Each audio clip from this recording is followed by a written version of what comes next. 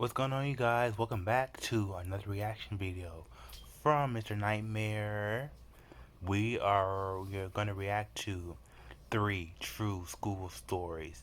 And now I do remember him telling several videos about this scary story.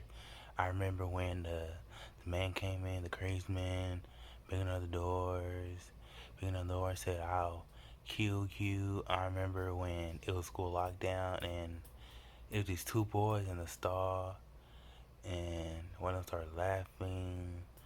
And I remember school lockdowns. That was the scariest one when it came to school. I think that was one of his scariest videos I've ever seen. So let's see what's this one about.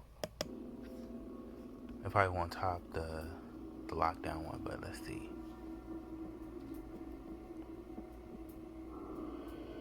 I was in my junior year of high school in 2009. Huh? I was sitting one regular school day in English class. It was towards the end of the year, and we were working on final projects, meaning we needed to use the school laptops. The school library was closed for the week because of some kind of damages or renovations. I really don't remember all the details regarding that. But even still, I was pretty sure the laptop carts were still being stored in the back room of the library. My teacher asked the class which of us would like to go down and get the cart. I really had to pee, so I raised my hand because it was a good excuse to go down to the bathroom anyway. After making a quick stop at the bathroom, I made my way to the library. Nobody? The lights inside were all off. There I didn't mean, appear to be no, I anyone know in the they're in high entire school, but library. no buddy system. It was pretty dark, Sis. but there was just enough light from the few windows in there to see where I was going. Like I said, the laptop carts were usually way in the back section of the library in a separate room. There was a glass window that looked from out in the main area of the library into this back room, and it was really dark in there. I tried the door handle, but it was locked. Now I looked around not knowing what to do.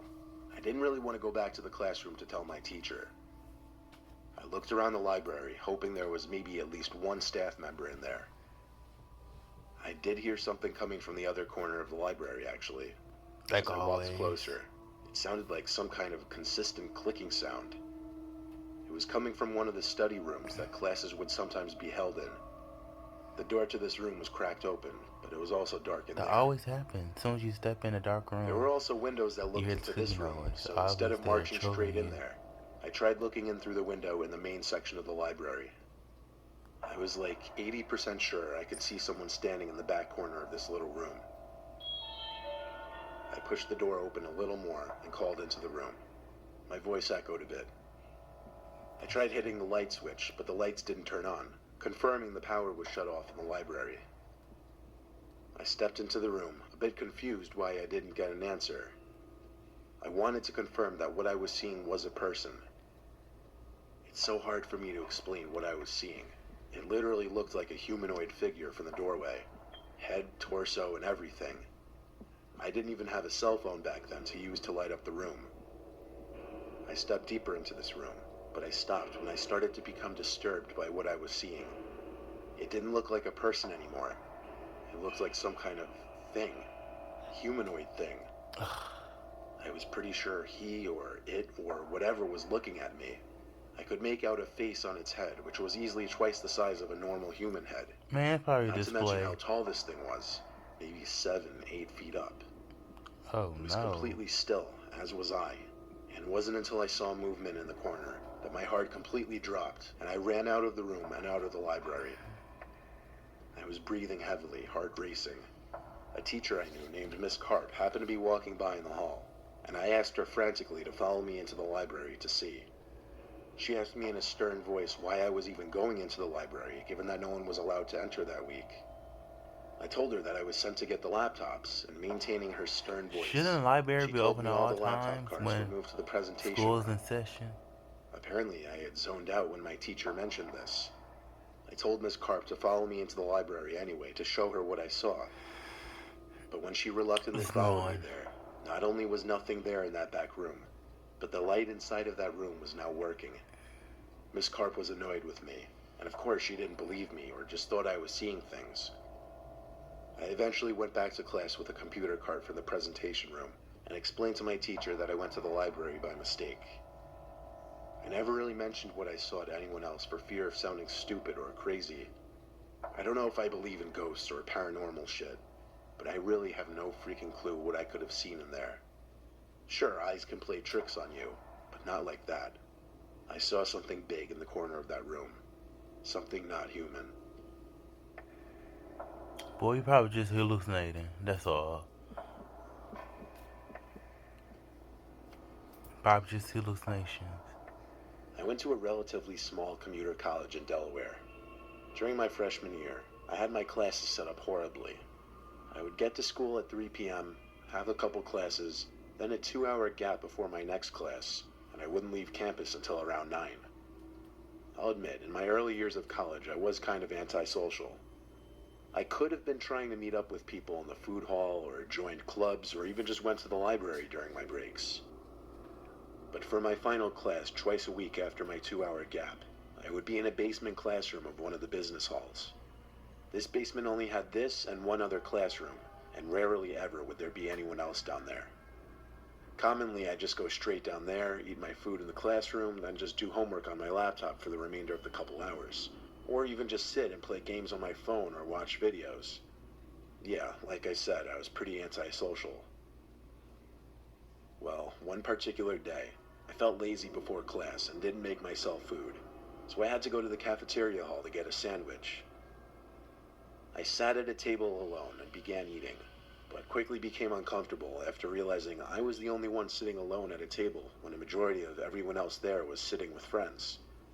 So I wrapped up the sandwich and decided I'd just eat down in the classroom and wait there like I usually did. I stepped out into the dark and marched back to the basement of the business hall and ate the rest of it there. Before I finished the sandwich, I heard the door creak open behind me. I was in the back corner seat right by the door, so when I turned, I was almost face to face with some kid I'd never seen before. He looked maybe a couple years older than me. He had this gross, overgrown beard, he wore glasses, he had a bit of a belly. Seriously, I'd never seen him in this class. Ugh. We made awkward eye contact for a second until I looked away and continued eating. I made a mental note that the He kid looked obviously off, followed you in like he there. was weird or something was just not right about him.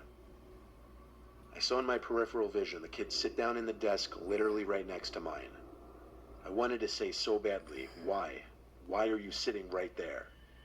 But I just tried my best not to look at him and just I ignore don't him. like that either. You got all these I looked at the seats time on my phone. There was still a whole available. hour You and a half decide before class next to started. me. I looked up, not at the kid, Me. but slightly looking to the left, just enough so I could see the kid looking at me. That was enough for me Like already. this, like I this, finished like my this. sandwich, picked up my bag, and walked out of the classroom. I didn't care where I was going. Maybe a bench outside, just not there anymore. When I stepped back outside into the darkness, I looked around for somewhere to go and sit for a while. I walked to the more woodsy section of campus and sat on a bench under a nice and bright light post. Oh, why? It was chilly out since it was late fall, but Why? I'd deal with it. Why? Not many students walked by this section of campus. It was by a pretty unused small parking lot surrounded by trees everywhere. You crazy. Suddenly I heard cracks and crunches of leaves. I looked around and spotted something. Between two pine-like bushes, there was someone standing there. I stood up and extended my neck out, I guess, to get It a was better the look. guy. It was that guy again. He wasn't even making an effort to hide his face. I was about to take off again when he cut through the two bushes and said hi. He started to talk to me, but the way he spoke was also off. He'd overpronounce everything, if that makes sense. He started asking me so many questions about myself, like if I go to school here, what my major is, where I work, what I do for fun. It was so painfully uncomfortable, but I tried to be nice by also asking him some questions. We ended up sitting down for a while. Eventually he asked for my number. I don't know why I gave it to him. I guess I was trying to be nice. Then he turned it weirder. He asked where I live. At first I answered with my hometown, but he said no, like, where do you live? I paused, not knowing what to say. I repeated my same answer. Then he said, no, like, what's your address? What? I didn't even ask him why he I was live asking that. on none of your I business just said I street. gotta go and quickly walked away. When I looked back, the guy was following me. Mm-mm. I didn't know what was wrong with him, but Mason, he was Mason's freaking me ass. out. I skipped class that night and drove straight home. I crashed into bed and started doing my homework. After finishing a short paper, I checked my phone, and it was full of texts from some random fake number. There had to be like 20 texts.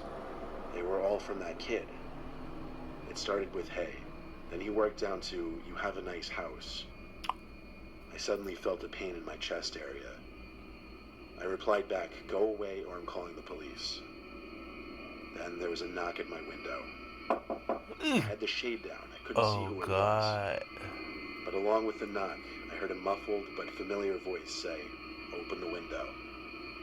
I yelled on calling the cops. Then he went silent. My mom and dad weren't home, so I really did end up calling the police.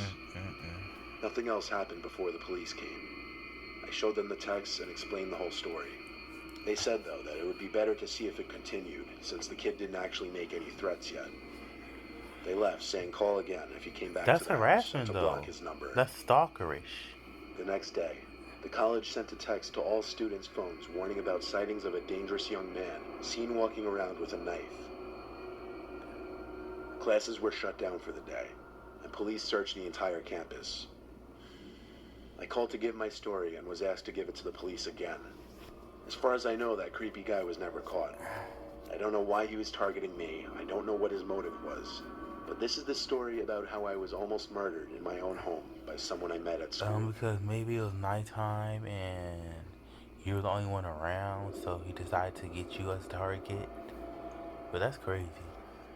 You have a Back in high nice school, my house. group of friends consisted Open of up, about 10 knock knock. people. But it would be rare that we'd all do things together. On a dark and cloudy school day, my friends Jared, Michelle, Christina, and I were all sitting in history together. We had a sub that day, and we weren't really doing any work, so everyone was just talking. Our high school was really old, like built in the 1930s, and there sat an old second building in the woods that was apparently used back in the 40s as some kind of daycare or preschool, and it just happened to be on the high school grounds, but they never tore it down. It was so old and decrepit it has vines growing on the side walls of it. The four of us were talking about how we should break into it that night since it was Friday. We didn't tell the rest of our friends because it would be harder to do with a lot of people. So nightfall came. We snuck onto the school grounds through a more hidden path to avoid security, and we easily made it towards the woods. We got to the building, which was in a fenced-off area. Jared and I boosted the girls up over the fence. Then we climbed over ourselves. The building was about twice the size of a house. There was no way we were the first ones to have been doing this. We scanned all four walls looking for a good entry point. There were multiple windows, and then we found the front door to the building. Locked, of course. Jared and I ended up breaking a window, but we had the girls keep watch. Vandalism. Once again, we boosted the girls up inside first, then Jared crawled inside, and lastly me. It took me a bit to squeeze in. I was the biggest one there after all. I actually cut my hands on some glass. After managing to get in, I looked around in the dark, cold room I was standing in. I realized it looked like an archaic, class-like room, but I also realized my friends weren't in there. I yelled Jared's name over and over.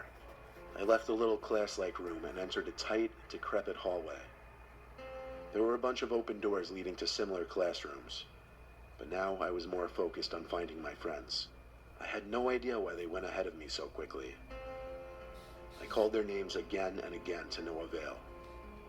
I looked into all the tiny classrooms until I got to one, where I saw Jared standing in the corner. He was looking out the window. I said, "Dude, what the hell are you doing, and why couldn't you wait for me?"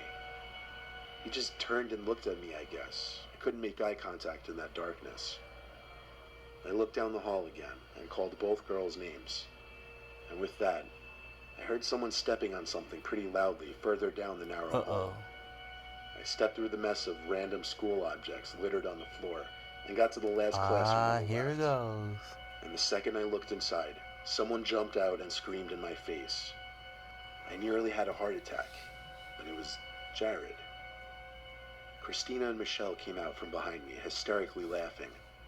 They revealed that they came up with a plan to hide from me, to scare me a few minutes before going in. I playfully shoved Jared, but with my heart still racing from the scare, it started racing even faster, because I remembered that figure I just saw in that other classroom. I told them all to shh, and whispered I saw someone else and thought it was Jared. Hmm. I waved for them to follow Y'all me out back here to that playing. classroom, but whoever that person was in the corner wasn't there anymore. I stepped into the classroom, but it looked empty. Then I heard one of the girls gasp. I stepped back to them and looked at what the three of them were looking at. She was pointing at the crack between the door to the classroom. There was someone standing behind the door, with their face pressed up between the crack to the door. The two girls screamed, and Jared yelled, "Let's get out of here." Go by the J-A-T. We all ran back to the window we came Jet. in through. I was the last one to climb out, and I can't tell you how scared I was that I was going to be grabbed by the legs and pulled down as I was climbing through. But I made it out. We hopped the At the fence wrong again place and at the ran back wrong to time. Christina's house. It didn't make sense. The door to the building was locked, and the window we smashed was the only open window. So how could that man have gotten in? Better question, what was he doing in there? We told the rest of our friends, and rumors quickly spread about the building. I'm sure others went in there after that, but we never went near that building again. I bet y'all didn't.